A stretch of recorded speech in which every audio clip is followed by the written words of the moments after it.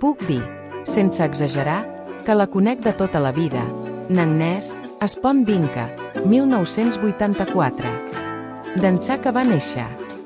No debades som amics amb sa mare des que vàrem compartir cursos, anys, aules i projectes, l'avui ja antiga, Escola de Magisteri de la Carretera de Valldemossa, amistat refermada arran d'una extensa col·laboració compartint secció a les planes de la històrica revista Pòrtola.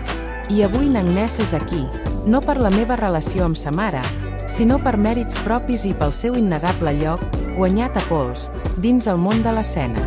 Cal veure la quantitat de gent que en saber que hi tenim contacte i relació badent uns ulls com celers i es preocupen de saber-ne detalls que la mare, amb tota raó ofenosa, no s'està de donar i explicar.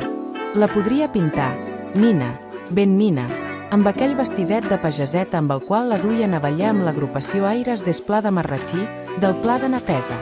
O fent les primeres passes dins el món de la interpretació a l'Acadèmia Teatral Di Marco, del Pont d'Inca. Escenes a les quals tenia privilegiat accés per la meva condició de cronista de l'esmentada revista. Encara un darrer apunt, consistent en el fet que, si la cercava, podria trobar les fotografies que li vaig fer a casa seva, quan era una adolescent que apuntava maneres d'estrella, del que podria ésser el primer book de la seva carrera.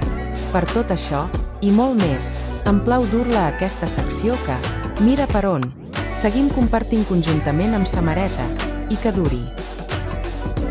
Agnès ha actuat en diverses sèries de televisió com Llàgrima de Sang, Amor de Cans i Hotel Bellavista a IB3.